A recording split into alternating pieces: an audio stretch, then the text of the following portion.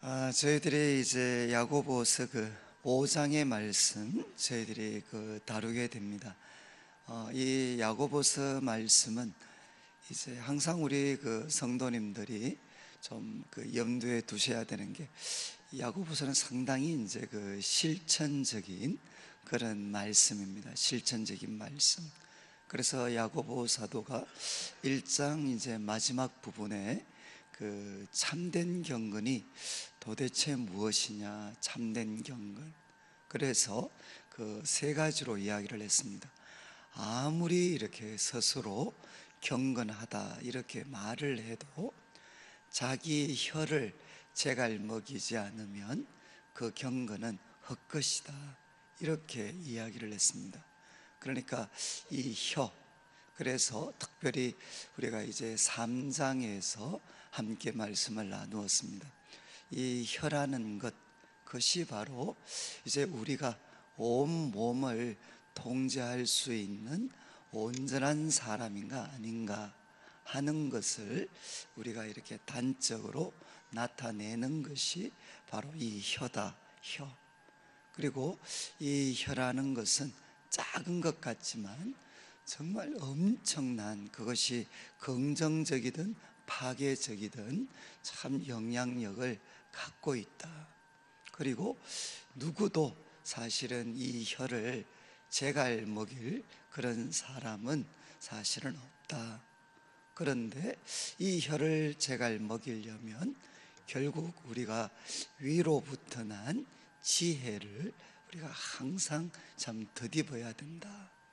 그리고 이제 야고보 사도가 이야기를 했습니다. 이 혀가 참 무서운 것은 이중적이 될 때 참 이렇게 무서운 거다. 그래서 이제 참된 지도자는 어떤 사람인가? 그 사람은 말하는 사람이 아니고 이제 지혜 온유함으로 이렇게 행함을 보여주는 사람이다. 행함을 보여주는 사람. 그리고 참 아무리 우리가 지금 저와 같은 목회자라 할지라도 우리가 이렇게 세상적이고 마귀적이고 또 정욕적인 지혜에 소유될 수, 그것을 소유할 수 있다라는 것 항상 이렇게 기억을 해야 된다. 그리고 이제 위로부터 난 지혜를 소유해 가지고 이 교회는, 그리고 우리 가정도 일터도 어디나 불완전합니다. 주님 오실 때까지 완전한 공동체는 없습니다. 그러니까 우리가 할 수 있는 최선은 무엇이냐? 그것은 평화를 만드는 사람들이 평화 가운데 이제 앞으로 의의 열매를 거두게 될 시가 있는데 그 씨를 계속해서 뿌리는 그런 사람들이 돼야 된다. 이런 사람들에 의해서 이제는 교회 공동체도 또 우리 가정도 일터도 이렇게 조금씩 새로워져 갈 수 있다는 겁니다. 그리고 이제 참된 경건, 그 두 번째는 고아와 과부를 참 돌아보는 거다. 그 환난 중에 돌아보는 거다. 그래서 이것은 우리가 2장에서 나누었습니다. 그래서 영광의 주님을 섬기는 사람들, 그들은 사람을 외모로 차별하지 않고 대신에 그분들을 이렇게 긍휼히 여기는 사람이라는 겁니다. 긍휼히 여기는 사람들. 그리고 이제 또 사랑이라는 것이 결국은 말로만 하는 것이 아니고 그 몸에 쓸 것을 구체적으로 나누어 주는 이것으로 나타나야 된다. 그래서 이제 이 부분을 다루면서 살아있는 믿음이라는 것은 무엇이냐? 그것은 언제나 행함이 동반될 수밖에 없는 거다. 그래서 아브라함의 예를 들었습니다. 하나님께서 우리를 부르시고 믿게 하셨을 때는 우리 속에 성령님을 주셨기 때문에 그가 예수님 믿을 때 의롭다 하심을 받았으면 그것은 하나의 법정적인 뜻뿐만 아니라 그것은 예언적인 의미가 담겨져 있어서 하나님은 그 사람을 반드시 의롭게 바꾸어 가십니다. 그러니까 참된 믿음을 가진 사람은 언제나 거기에 행함이 동반될 수밖에 없다는 겁니다. 그리고 이제 또 참된 경건 세 번째는 뭔가 하면 자기를 지켜 세상에 물들지 않는 겁니다. 그래서 여기에서 야고보는 이제 이 가르침을 4장에서 우리에게 주었습니다.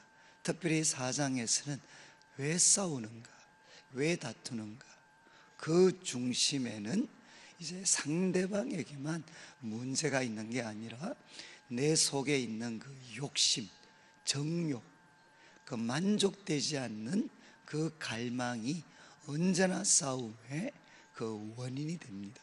그리고 싸움을 통해서 얻을 수 있는 것은 없습니다. 그래서 참 이 싸움에 종지부를 찍을 수 있는 방법은 뭐냐?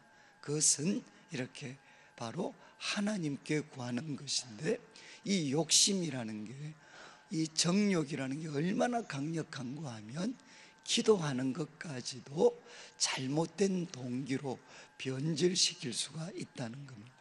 그래서 언제나 우리들은 참 우리들 마음속에 기도까지도 변질시킬 수 있는 이 정욕이라는 것, 하나님 앞에 실험하면서 결국 우리가 기억해야 될 것은 뭐냐? 하나님은 더욱 큰 은혜를 주시는 분이시다. 무엇보다 더 큰 은혜입니까? 싸움을 통해서, 정욕을 통해서 해결할 수 있는 것보다 더욱 큰 은혜를 하나님이 주십니다. 그래서 우리는 어떻게 해야 되느냐? 이제 하나님께, 주님께 복종을 하고 또 하나님을 가까이 하고 그 가운데서 끊임없이 자기를 고치는 사람이 되고, 마지막으로는 이제 하나님 앞에, 주 앞에 자기를 낮추게 되면, 내 욕심, 내 방법을 내려놓는 주 앞에 자신을 낮추게 되면 주님께서 그를 높여주시겠다. 이것이 바로 참된 성공자가 되는 길이라는 겁니다. 그런 다음에 이제 주님 앞에 자신을 낮추어야 될 사람, 특별히 세 부류의 사람을 언급을 했습니다. 첫 번째는 이제 형제를 비방하는 사람들, 그들에 대해서는 하나님이 우리를 세우실 때 율법을 지키는 사람으로 우리를 부르셨지, 율법에 대해서 법을 세우거나 그 법에 근거해서 심판하고 판단하는 사람으로 우리를 세운 게 아니다. 그래서 우리가 노력해야 되는 것은 판단, 심판하려고 노력하는 게 아니라 순종하려고 노력해야 된다. 그리고 사람을 세우거나 멸하는 것은 누구 손에 달려져 있느냐? 하나님의 손에 달려져 있다는 것입니다. 그리고 이제 두 번째, 자신을 낮추어야 되는 사람은 누군가 하면 이제 스스로가 세운 미래의 계획이 있습니다. 그 계획에 지배되어서 하나님의 뜻을 행하라고 주신 이 오늘이라는 시간이 있는데, 이것을 외면하거나 하나님의 뜻에 대해서 외면하거나 무관심하게 되는 것, 바로 이렇게 살아가는 사람들에 대해서 이제 야고보가 이야기를 했습니다. 우리는 잠깐 있다가 없어지는 안개에 불과하다. 그러면서 우리는 어떻게 살아야 되느냐? 주님의 뜻이 있기 때문에 우리는 오늘 살아 있습니다. 주님의 뜻이 있기 때문에 우리는 오늘 살아 있고, 그 뜻이 이것이면 이것, 저것이면 저것을 하겠다. 그래서 우리는 스스로가 세운 미래의 계획이 아니라 하나님의 뜻에 지배되어서 살아가는 사람이 되어야 된다는 겁니다.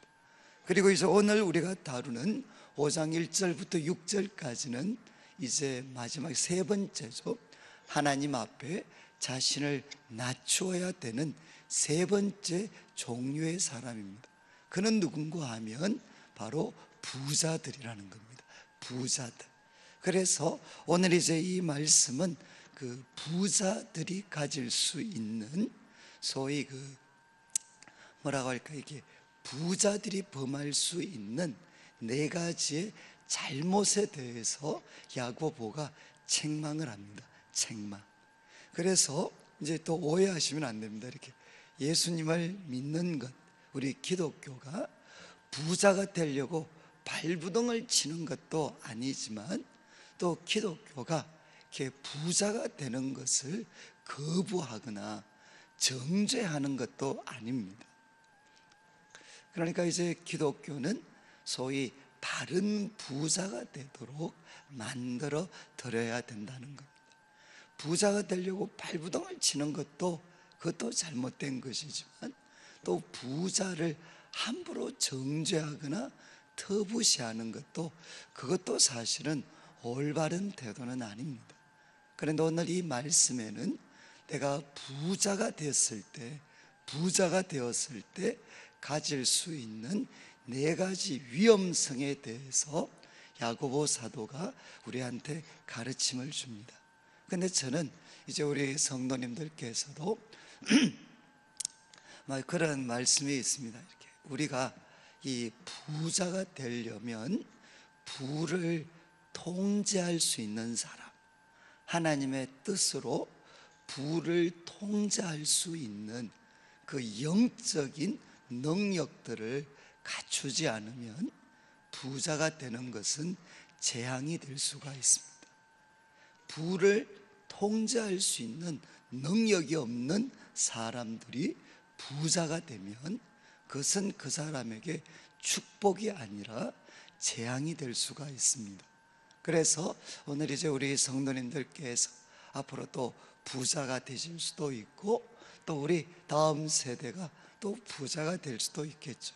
그런데 그 부자들이 될 때 우리가 어떤 위험에 빠질 수 있는가, 어떤 영적인 위험에 빠질 수 있는가 하는 것을 꼭 이렇게 기억하셔서, 저는 이제 우리 성도님들이 또 우리가 살다 보면 이렇게 경제적으로 안정이 될 때가 옵니다.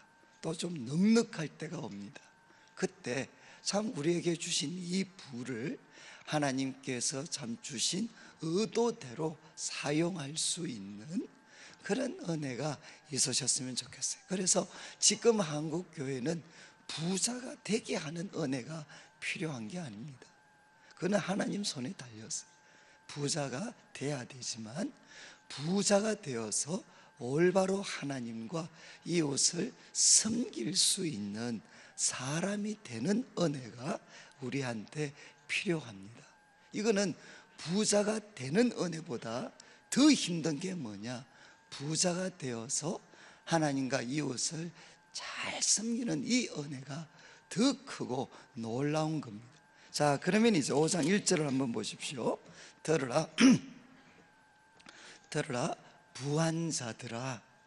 그러면서 이야기합니다. 부자가 될 때도 꼭 무엇을 하셔야 되겠습니까? 하나님 말씀을 들으셔야 돼요. 하나님의 말씀을 듣는 것을 언제나 첫 자리에 두셔야 됩니다. 그래서 사람들이 부자가 될 때 빠질 수 있는 위험성이 뭔가 하면, 소위 나는 성공했다, 성공. 그리고 나는 능력 있는 사람이라는 게 내가 가진 부를 통해서 참 이제는 증명이 됐다. 그래서 그때부터 사람들이 하나님의 말씀 듣는 것을 이렇게 쉽게 생각할 수가 있습니다. 이게 이제 무서워지는 거죠, 이게. 그래서 저는 참 우리 교회도 좀 그런 분들이 많이 나오셔야 될 것 같아요. 물질적으로나 여러 가지 사회적인 면에서 이렇게 소위 성공한 분들이 있습니다. 그분들이 하나님의 말씀을 듣는 일에 더 철저히 앞장서고 몸부림치는 모습들이 필요합니다. 그래서 이야기했습니다. 들으라 부한 자들아. 그 다음 이야기하죠. 너희에게 임할 고생으로 말미암아 울고 통곡해라. 여러분, 지금 가지고 있는 부라는 게 우리들의 영원한 미래까지도 보장해 주는 것이 아닙니다. 성경이 이야기하는 가장 위로가 될 수도 있으면서도 가장 무서운 가르침은 뭔가 하면 심판이 있다는 것입니다. 심판이 있다는 것. 우리가 날마다 사도신경으로 고백하잖아요. 우리는 무엇을 믿느냐? 우리는 부활과 함께 심판을 믿습니다. 이것이 사실은 가장 무서운 겁니다. 가장 무서운 것. 지금 부하고 성공한 사람들은 심판이 없으면 좋겠죠. 성공한 그 자체가 내 인생의 평가가 되고 끝이 되면 좋을 것 같은데 그렇지 않습니다. 성공 너머에 무엇이 있느냐? 심판이 있습니다. 그런데 부한 자들에게 그 심판은 때로는 파괴적으로 올 수 있다는 겁니다. 그래서 야고보가 이야기하죠. 너희에게 임할, 이것은 미래입니다. 그리고 다가오는 것입니다. 이 땅을 사는 동안에 이 심판이 부분적으로 행해질 수도 있고, 그렇지 않다 하더라도 죽음을 넘어선 최종적인 심판이 우리들에게 올 수 있습니다. 그래서 이야기합니다. 너희에게 임할 고생으로 말미암아 울고 통곡하라는 것입니다. 여러분, 부자가 지금 부자에게 야고보 사도가 울고 통곡해라. 왜 지금 울고 통곡하라고 합니까? 사업에 실패했기 때문에, 내가 가진 성공이 한순간에 날아갈 것 같기 때문에, 큰 위기에 처했기 때문에 울으라. 그게 아니죠. 그거는 누구나 울 수 있는 겁니다. 그런데 그리스도인들만이 울 수 있는 게 뭐냐? 하나님의 말씀을 통해 지금 부자로서 성공한 사람으로서 살아가는 내 모습이 하나님의 기준에 어긋나 있어서 지금 이대로 살아가면 앞으로 하나님으로부터 심판이 있습니다. 그 심판은 고생이라는 말로 대표가 되겠죠. 지금 내 삶이 안전합니다. 사람들이 볼 때는 아무 문제 없습니다.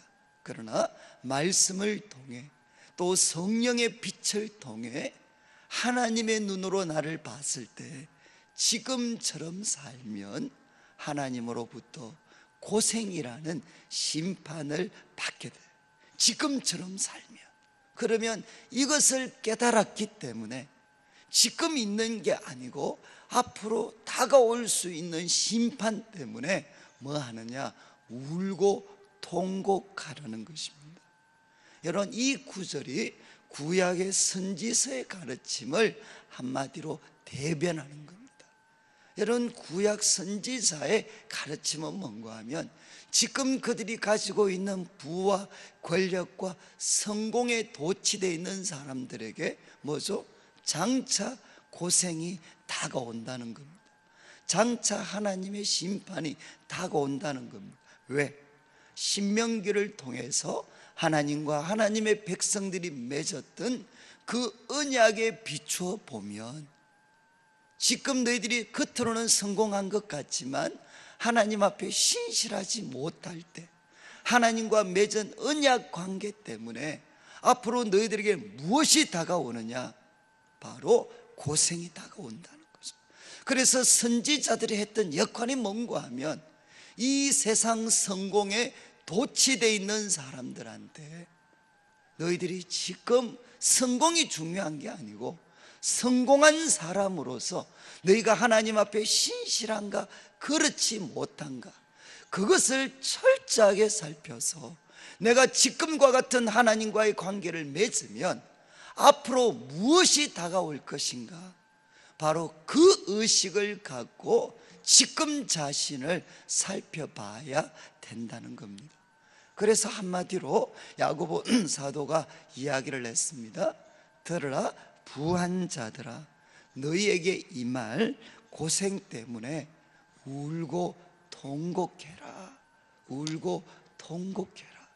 하나님의 눈으로, 말씀의 눈으로, 말씀의 빛으로 자신을 살펴서, 성공이 중요한 게 아니고 지금 내가 하나님과 바른 관계를 맺고 있는가 그렇지 못한가, 하나님이 주신 이 부라는 것, 성공이라는 결과물을 하나님과 이웃을 위해서 제대로 사용하고 있는지 없는지를 항상 살필 수 있는 사람이 돼야 된다는 겁니다. 그러면서 이제 2절을 보시죠. 부자들이 범할 수 있는 구체적인 4가지 잘못이 있습니다. 첫 번째는 뭔가 하면 너희 재물은 썩었고 너희 옷은 좀 먹었으며 너희 금과 은은 녹이 슬었다. 여기 지금 2절 3절에 보면 재물이 썩었다, 썩었어. 여러분, 과거에는 우리처럼 지금 지폐 이런 게 아닙니다. 지폐가 아니죠. 여러 가지 이제 금과 은 같은 것으로 돈을 샀기도 하고. 그런데 재물이, 돈이 썩었다는 겁니다. 그리고 옷은 좀이 슬었습니다. 그리고 금과 은은 녹이 슬었습니다. 어떤 이미지입니까? 하나님이 주신 재물, 옷, 금과 은. 왜 하나님이 주셨죠? 이게 이제 기독교의 가장 중요한 가르침입니다. 기독교의 가장 중요한 가르침은 청지기 사상입니다. 청지기 사상. 하나님께서 지금 부라는 것은 내 성공의 결과물이 그만이 아닙니다.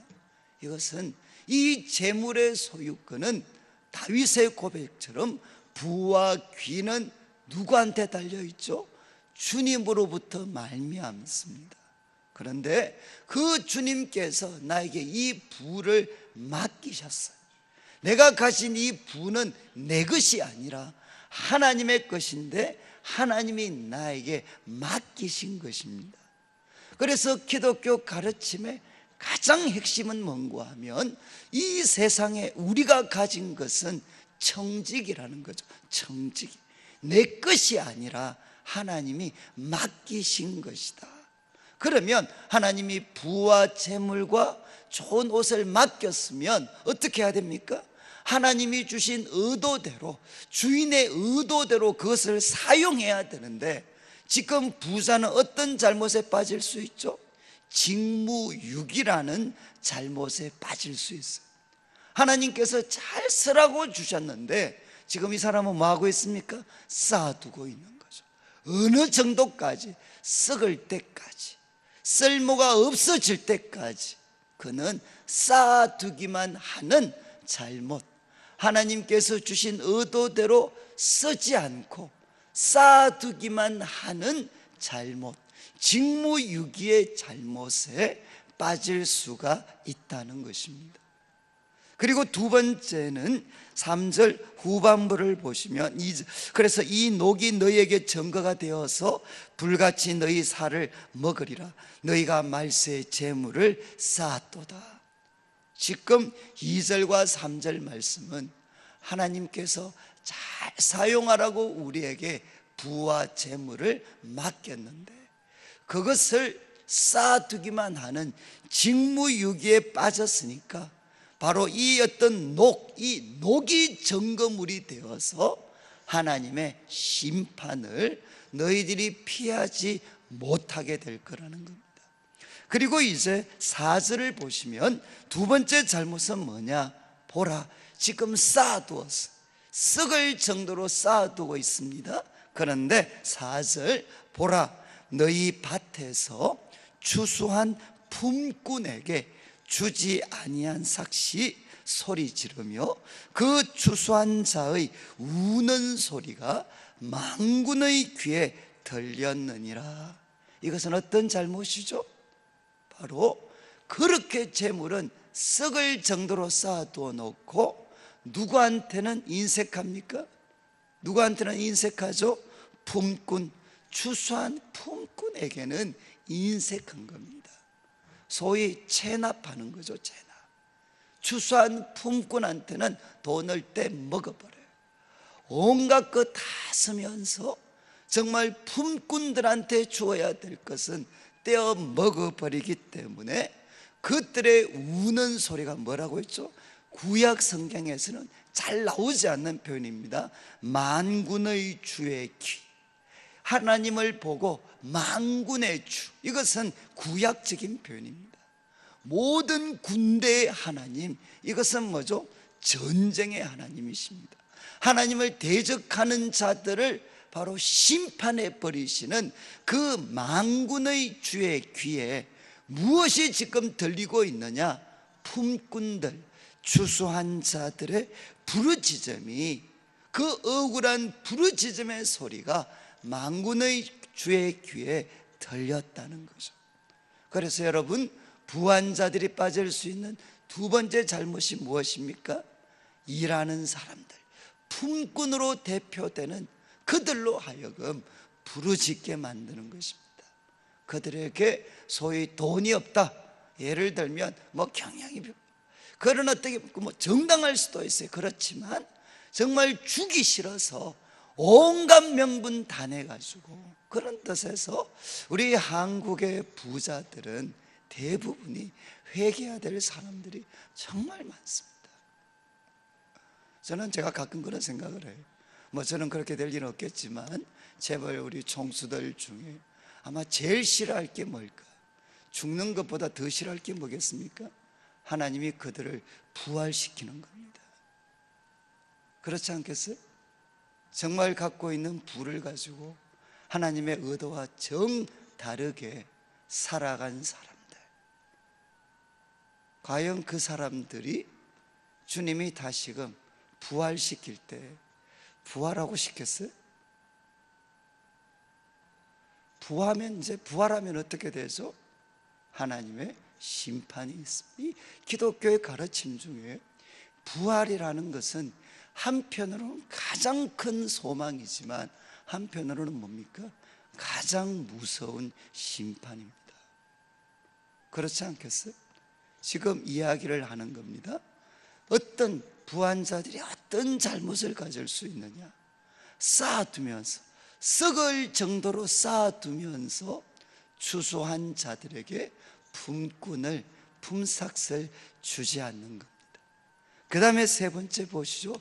그러면서 하나는 썩었고, 썩을 만큼 쌓아두었고, 그리고 두 번째는 품꾼으로 하여금 정말 부르짖게 만들고, 세 번째는 5절, 너희가 땅에서 사치하고 방종하여 사륙의 날에 너희 마음을 살찌게 하였도다. 이거는 뭐죠? 정말 품꾼들에게는 돈 없다 그러면서 체납시켜 놓고 자기는 뭡니까? 사치하고 방종하는 겁니다. 분명히 없다고 해놓고, 그래 놓고 사치하고 방종하는 거죠. 저는 이제 이거 보니까 앞으로 여러분, 이 부자들, 남자들도 잘하셔야 되지만요, 누가 잘하셔야 되겠습니까? 사모님들이 잘하셔야 돼요. 지금 하여간 여기에 나오는 사치와 방종, 남자분들도 하겠지만 많은 경우는 사모님들의 몫입니다. 사모님들. 그래서 세 번째 잘못은 뭐냐? 정말 품꾼들에게는 없다고 하면서 사치하고 방탕하는 거죠. 그런데 야고보가 얼마나 과격한 것, 사실 이 부분 때문에 야고보가 가진 또 하나의 별명이 뭐냐? 구신약의 아모스입니다. 신약의 아모스. 그러니까 구약 성경 가운데, 선지자들 가운데 가장 직접적이고 과격한 선지자가 아모스입니다. 아모스. 그런데 신약의 아모스는 바로 야고보라는 거죠. 그러면서 이미지를 한번 보시죠. 정말 지금 사람들이 온갖 사치하고 방탕하는 그 모습을 야고보는 어떻게 평가하느냐? 사륙의 날에 너희 마음을 살찌게 하는구나. 여러분, 이 사륙의 날이 뭐겠습니까? 이 번역을 너무 순화시켰어요. 과거 개혁 성경에는 사륙의 날이 아닙니다. 과거 개혁 성경은 뭐라고 되어 있느냐? 도살의 날에. 어떤 이미지죠? 짐승을 잡는 날입니다. 짐승을 잡는 날. 바로 이제는 짐승 잡을 날에, 바로 그 날에 지금 너희들 그 날을 위해서 살찌우고 있구나. 이거는 정말 무서운 말이죠. 사륙의 날, 그것은 하나님의 심판의 날입니다. 심판의 날. 그때 너희가 정말 짐승 잡아먹기 위해서 살찌우는 것처럼 너희 자신을 살찌우고 있구나. 그리고 마지막 네 번째, 너희는 의인을 정죄하고 죽였으나 그는 너희에게 대항하지 않았다. 어떤 잘못이죠? 우리 한국 사회를 참 슬프게 하는, 때로는 절망하게도 만드는 현실이죠. 그게 뭐죠? 유전무죄입니다. 돈이 있으면 있던 죄도 없어지고, 그리고 무전유죄입니다. 돈이 없으면 없던 죄도 생기게 되는, 만들어내게 되는. 그래서 부자들이 범할 수 있는 네 번째는 뭐냐? 권력의 남용, 권력의 오용입니다. 자기가 가지고 있는 그 권력, 금권이라는 힘을 가지고 바로 자신한테 아무런 어떻게 보면 잘못도 없는 사람들, 의인을 소위 자신들에 대해서 쓴소리를 한다는 이유 때문에 그들에게 죄를 뒤집어 씌워버리고 죽여버리는 이런 일들, 금권의 남용과 오용을 할 수 있다는 거죠. 그래서 성경은 이야기할 수 있어요. 앞으로 저 사람이 지금은 성공한 것 같은데, 성공한 것 같지만 앞으로 참 위험하구나 하는 건 뭘 보면 알겠습니까? 들으려고 하지 않아요. 하나님의 말씀을 들으려고 하지 않습니다. 다른 말로 하면 자기 잘난 멋에 살아갑니다. 그리고 두 번째는 뭐겠습니까? 바로 여기에 있는 것처럼 이제 소위 말해서 자신의 힘을 과시하려고 해요. 자신의 힘을 믿고 그것을 과시하려고 합니다. 이것 보면 이게 뭐죠? 교만이잖아요. 교만은 패망의 선봉이다. 패망 앞에 오는 게 뭔가 하면 교만입니다. 교만. 그래서 하나님 앞에 대한, 하나님 앞에 하나님을 향한 교만은 뭐겠습니까? 듣지 않아요. 하나님의 말씀을 들으려고 하지 않아요. 나는 다 안다는 거죠. 그리고 나는 당신의 도움 없이도 내 삶은 영원할 수 있습니다 라는 그 사인이 뭐냐? 말씀을 듣지 않는 것으로 나타납니다. 그 다음에 두 번째는 뭐죠? 사람을 향한 교만은 뭐냐? 힘자랑으로 나타납니다. 과시와 힘자랑으로 나타나게 돼요. 이제 오늘 말씀을 마무리하면서 사랑하는 성도님들, 우리가 부자가 되는 것, 그거 참 하나님이 은혜입니다. 그렇지만 부자가 되어서 어떻게 해야 되겠습니까? 하나님을 잘 섬기는, 하나님을 기쁘시게 하는 부자가 되셔야 돼요. 그거 되지 않으면 부는 우리들에게 저주가 됩니다. 우리 다음 세대에게, 준비되지 않는 사람들에게 부를 물려주는 것은, 그것은 재앙이 됩니다. 여러분 꼭 기억하십시오. 여러분들이 혹시라도 큰 부자는 아니라도 남들이 볼 때 여러분들이 가진 게 있을 수 있습니다. 그게 부일 수도 있고 권력일 수도 있고 자식일 수도 있습니다. 그런데 꼭 기억하셔야 되는 거, 네 가지. 바로 우리는 누구냐? 하나님의 청직입니다. 내 것이 아니라 하나님께서 우리에게 맡겨주신 겁니다. 그것 가지고 자랑하는 데만 서지 말고 하나님의 뜻대로, 의도대로 잘 사용하는 청지기가 되셔야 되고, 그리고 두 번째는 뭐라고 말씀드렸습니까? 우리와 함께 일하는 사람들이 있습니다. 품꾼들, 그들의 부르짖음, 그들을 잘 섬기셔야 돼요. 그리고 세 번째는 뭐냐? 사치와 방탕에 빠지지 않도록. 그리고 또 내가 가지고 있는 이것 갖고 힘없는 의인들 정죄하고, 그리고 자신을 합리화시키는 권력의 오용과 남용에 빠지지 않도록. 저는 그래서 우리 성도님들 가운데 앞으로 많은 참 세상적인 면에서 볼 때 성공한 사람들 많이 일어나대. 정말 여러분들과 같은, 성경에 보면 이런 말씀이 있습니다. 의인이 잘 되는 것, 그게 뭔가 하면 하나님이 그 도시를 축복하는 거라는 겁니다. 그런데 악인이 잘 되면 뭐겠습니까? 사람들은 숨게 됩니다. 의인이 잘 되고, 의인이 잘 되면 그것은 도시의 축복이 되지만, 악인이 잘 되면 어떻게 되느냐? 사람들은 숨게 되어져 있습니다. 저는 우리 교회가 앞으로 참 우리 성도님들 고난 중에 있는 분들도 잘 도와야 되지만, 부하고 성공한 사람도 잘 도와서 하나님 말씀을 통해 하나님이 우리에게 주신 귀한 것들, 그거 갖고 자랑하거나 교만하거나, 그리고 그 힘 과시하거나 다른 사람들 고통에 빠뜨리거나 자기 도취에 빠지지 않고, 오히려 하나님과 이웃을 잘 섬겨서, 지금도 우리가 성공했지만 그러나 하나님이 오실 때 주의 심판의 날에 더 큰 축복, 더 큰 복들을 누릴 수 있는 정말 귀한 성도들 되시기를. 그리고 자식들 위해서 기도하실 때도 성공만 위해서 기도하시면 안 돼요.